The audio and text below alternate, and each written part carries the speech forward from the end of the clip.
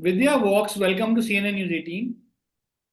Thank you. Thank you so much. Hi. Hi, Vidya, you're currently on the final leg of your India tour. You performed recently in Hyderabad a few days ago. Yes. How has been the response? Now, you, of course, have a show coming up in Chennai. Yes. Yes. I just finished it actually. Yeah.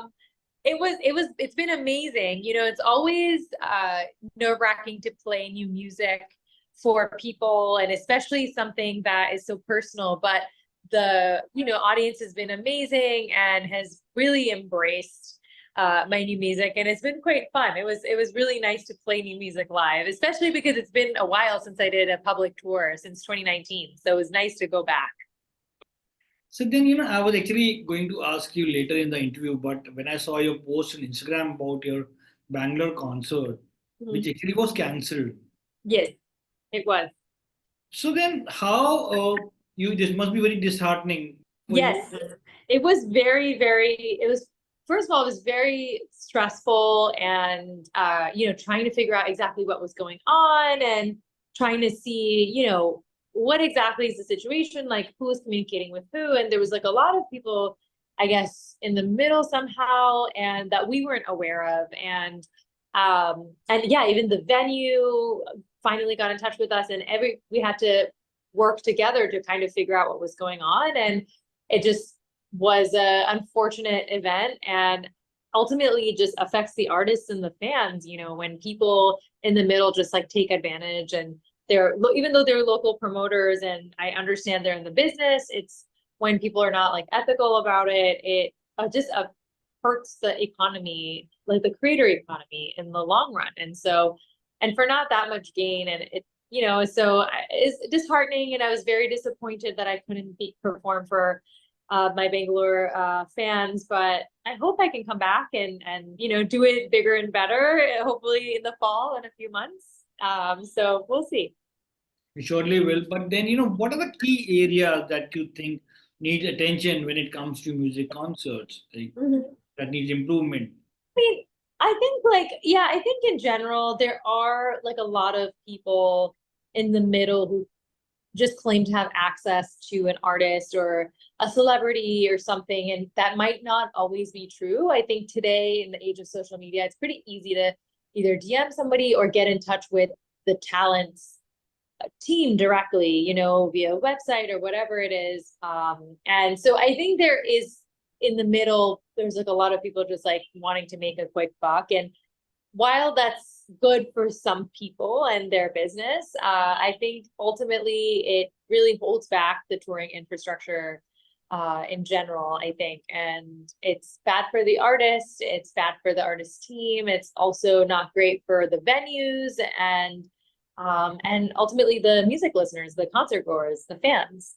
So, coming back to your shows, which are some of the new songs that you actually sang on the stage for your fans here in India? I sang all the songs from my new album, Sundari.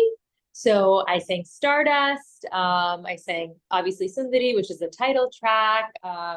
I sang Yari Ha, and yeah, so it's all like Indie Logam. So all of the tracks from my new album, I've kind of added into it. And I've also kind of been doing like a little bit of like a disco versions of old, like a Tamil song, like Tilana Tilana, which is a classic AR 90s song. So things like that. I've just like kind of changed things up a little bit. I have a new intro. So yeah, just like all the little bits, but also keeping some of my hits like Be Free and Put the Fire and Diamonds. So it's still, people still can enjoy those tunes, but adding in new music, like Thalavi and Vanakkam. Yeah, and it's been really fun to do that. So then, would you like to please give us few lines of your favorite song? Oh, my favorite song, oh, right now? Yeah. Okay. Let's see. I guess I can sing a little bit of Stardust. Sure. என்னை போலே என்னை புகழ்ந்திட யாரும் இல்லை, என்னை போலே என்னை யாரும் விமர்சனம் செய்வதமில்லை. Oh, nice. Lovely voice you have.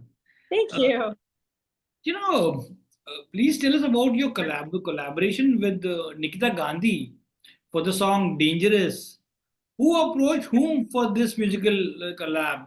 I really like your Instagram post where both you and Nikita were dancing.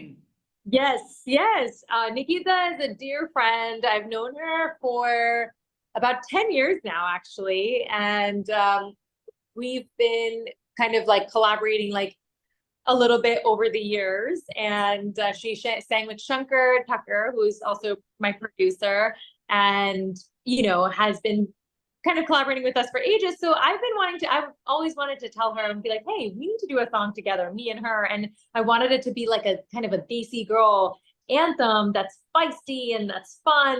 And when she was visiting LA a couple of years ago, I actually played her the demo of Dangerous. And I was like, I think you'll sound incredible on this. And I feel like your vibe would be perfect. And so we ended up doing it. It was very impromptu in some ways, actually. I just was like, hey, you want to go to the studio tomorrow and just listen to this demo that I have? And so then she's like, yeah. And then immediately, like, we were vibing with it in the studio. And then 3-4 days later, we decided we're going to do the video. And we honestly just got in, like, we did some sets. We got ourselves styled. Nikita and I styled ourselves for that video. We're shopping all day. We like went to, you know, try and make looks that work with like the space that we had rented. And Shankar Tucker shot the video, and Shashwat was there as well, you know, doing like the smoke machine and stuff. So yeah, it was really fun, and we kind of did it pretty fast, and it was very impromptu. And she's a pleasure to work with always, and is an amazing, you know, obviously artist, but also songwriter. And yeah, it was really a ball, and I hope to do more with them in the future. We're looking forward to that. But you know, Yeah. during the release of your album Sundari, Mhm. I said that it was a deeply personal record. Yeah. Is that how you go with each of your songs to tell something personal to the listeners? Yes, absolutely. Every song of mine that I've written and composed has been very personal. I think Sundari, out of all of them, I've been deeply personal only because, you know, I really talked about my like my past a little bit. You know, I grew up in a very violent household, and my mom took my sister and I out of it. And it was in the past, I've always used like women empowerment themes. People always ask me, like, why do you sing about women empowerment? Why is it always? And I feel like I grew up in a pretty matriarchal family, you know, it's my grandmother and my mom and me and my sister. And I feel like it always, I was always inspired by them. Like the Lady was inspired by them, Varnakam. And so all of these, Be Free even. And all of these things have been inspired pretty loosely with my personal life. But then with Sundari, I had time to, over the pandemic, to really kind of delve into what I wanted to say and why I always use women empowerment as like my theme, as like a natural personal experience. And I wanted to kind of find the root cause of it. And so not only using my past, but what has come out of it, which is my mom's resilience, like my mom's bravery, my mom's strength, and I find beauty in all of that. And so that's why I thought Sundari would be the perfect title for it. And I thought, you know, these songs are, while they're fun, they're also very, very empowering and strong at their core and very female centric at their core. And women are also, we're all kinds of play all these roles. We're mothers, sisters, daughters, but we're also people, you know, in the beginning, at the root, we're people. And that's why I wanted to write Sundari and kind of delve into that. So then, your mom, of course, introduced you to the Carnatic music. You learned that in US while growing up, Yes. and you can clearly see its influence on your singing. Yes. But you know, as a fan, will we see a collaboration between Vidya Vox and Sid Sriram? He too is someone who loves Carnatic music in future. Do you think is there a possibility? Yes, absolutely. I'm a huge fan of Sid. I think he's absolutely incredible, so talented, and it's so soulful. And I thought it was a, you know, just as an example of, he finished his Coachella set with a Tirupurgar. which is something I also grew up singing, and I heard my mom singing, and I thought that was such a powerful moment. And I think, things like that is makes so it makes it so exciting, because he's bringing his culture to the US, to something like Coachella, and that's also something that I want to do. So I think we have such a synergy there, and I really do hope that we can collaborate in the future. How did growing up in both India and US influence your musical style? Do you Yeah, find that? I definitely feel influenced by that, because I grew up listening. So at home, I would be listening to obviously Carnatic music. I grew up singing that and learning it, but bhajans and all of these things. But then I would be going to school, and my friends would be playing like Backstreet Boys and Destiny's Child and lots of hip hop things like Lil Wayne and Missy Elliott, and having both of those, kind of like that dichotomy of music tastes from both sides of the globe. I definitely feel like it's influenced my sound and influenced the way I think about music now, and the way I approach music as a songwriter and a composer, because I feel like I can use certain elements of things that I like from both sides. Sometimes I'm like, oh, I like this 808 bass, but I also want this mridangam sound. I think, actually Sundari is a very good example of that, because I when Shankar was producing it, I wanted a very specific mridangam sound. I wanted a very specific bass sound to go in Ninda Logam, but I also wanted string arrangements. And how do we weave all of that into like a song that's written in Tamil? So how do you make that sound like a cohesive song? And so that's always a challenge, but I do feel like having this worldly perspective, this global perspective on music, helps me bring I think like something new, like have my own perspective on it. I've been influenced by all of these things, and I can take all of that and create my own point of view. So that's been very helpful. How about teaming up with both Rajakumari and Sisram, three singers from? Yes. Oh my God, that would be a banger. That would be awesome. She's incredible as well, and such a force to be reckoned with in the rap world. And is also a great songwriter. So absolutely, that would be lovely. So then, how you came on board Coke Studio Tamil? The song is called Kaakarattan, that celebrate, Kaakarattan. Yeah, Kaakarattan. Yes. that celebrate the joy of Pongal. It's Yes. composed by G.V. Prakash. Yes. They had I think approached us, or there was like some conversation in there where they were saying, oh, we were Coke Studio Tamil is doing a season. We would like to have Vidya on there. And it was great. It was so much fun to work with Raja Lakshmi and GV Prakash. They're both such also great musical talents. And GV Sir has composed for so many movies, and is also acting himself now. And Raja Lakshmi has just that incredible like folk voice, but also sounds so fresh and so like soulful.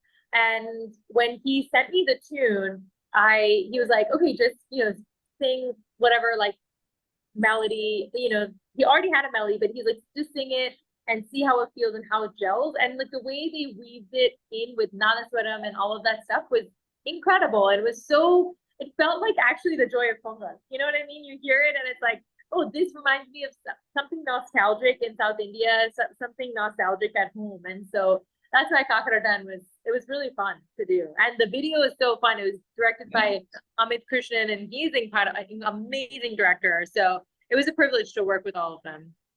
You are a multilingual artist. Mm. How do you navigate language barriers, like while creating music that you think should appeal to a global audience? Yeah, I mean, this is something I think about a lot. I think when I ultimately when I'm sitting in the studio to make the song, I never start with the language. I'm always like, I start with the vibe, we start with the instrumentals, we start with the production and where we want to go. And then if I feel like, hey, I think this sounds like a Hindi song, or it sounds like a Tamil, like I'll just start recording the scratch when I'm composing, and I'm like, I just sing some dummy lyrics. And whatever that sounds like as close to like the language, that's how I do. Sometimes it's English, sometimes it's Tamil, sometimes it's Malayalam. So I always try and pick what's the best language for the vibe of the song, just in terms of how I'm thinking about it. So, yeah, I mean, I think it's a very interesting thing because it's nice to hear songs in your home language. You know, I know that I love hearing songs in Tamil because I understand Tamil and obviously I'm fluent in Tamil, but I understand that. But I think ultimately language doesn't matter. You know, it's like it's the sounds that you hear and it's like the composition, it's the vibe of it. I think you can still listen to music even if you don't understand it, you know? So then, what about the film assignments? Film assignments are, I haven't gone after those as much because I've been kind of wanting to do my own independent songs and my own compositions. But I would love some. Call me. Everyone call me. I'm sure GV Prakash will come up with one of the projects very soon. Oh, for sure. And I would love to be a part of it. He's so great. He's such a fun composer. And he's very like generous. You know, he takes other people's ideas and which is really nice and rare for composers. Vidya, then how do you choose a song, the one you like to recreate or sing, the one cover versions? You of course done many. Yeah, that in the beginning was, you know, songs that I genuinely liked. I never really picked songs that were like trending, I would say, except for maybe Closer and Let Me Love You. But in the past, I've just been like, okay, I kind of like this Sia song. I like this Ellie Goulding song. And like, I just think that I thought would go well with the Indian songs that I had. So I used to have this like running list on my notes app. Of all the things that I, you know, songs that I want to sing, want to try, and then I just like try and like puzzle them together. It was always like a puzzle piece. And usually like I've done songs that have worked. All the ones that I've worked, I've put online. And I've actually had a lot of songs that haven't worked and I've never released. So it's always been a puzzle piece and it's fun. Trump and I always will sit down and be like, what do you think about this? And what do you think if we put this line here or this chorus here? So it's like, it's a process. And finally, you know, as you're in India for your concerts, let's end this conversation with the quick concert quiz. Okay, sure. So, which was your first concert? My first concert was a concert at University of Pennsylvania under Vidya Vox. Yeah. Which was your last concert, the one you attended? The one I attended, oh my God, it's been a while since I attended a concert. I think it was a concert locally in LA. Oh yeah, it was my friend Brandon Bay's concert. Which was the worst concert that you've attended? Oh, worse. Ooh, blowing up people's spots.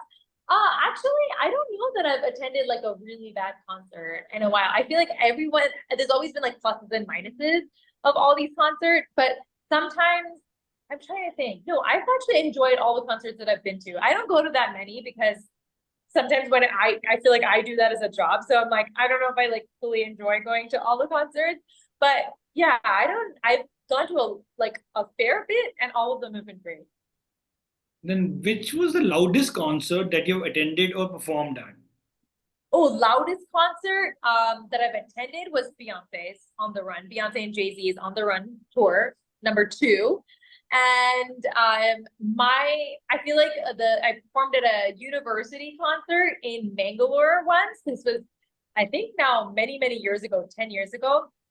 That was absolutely the loudest concert I've performed at. I couldn't even hear my drums, my bandmates. That's how loud it was. And it was really fun. The best concert of your life was? Best concert of my life was, it's hard to pick one, but I would say I loved doing Chennai a few years ago in 2019. And my most recent Hyderabad concert was really fun. Whose concert you have attended the most? Who have I attended the most? Let's see. I think it might be, I don't know, actually, have I repeated concerts? It's usually all my friends' concerts, like all my musician friends. I've seen, there's my friend Erin O'Neill, who's in LA. She's an amazing artist. I've attended her concert actually multiple times. I've been to, I would say, my partner and producer Shankar Tucker's concerts many times. So those are like the repeats, like all my friends, I go and support all of them. And finally, when is your next concert? My next concert, is actually back in the US. It's in Atlanta in a few weeks. So that's what's coming next. Well, on that note, I have to wish you all the best for your next Thank you. concert and also your next musical offering. Thank you so much for your time and all the best. And would you like to give us a few lines of the song Sundari for your fans, those who can't? Somebody? Yes. Yeah, sure. Come to me, baby, call me Sundari, Sundari. 2020 got your eyes on me. We're burning up on the summer night. Come to me, baby, call me Sundari, Sundari. 2020 got your eyes on me. We're burning up on the summer night.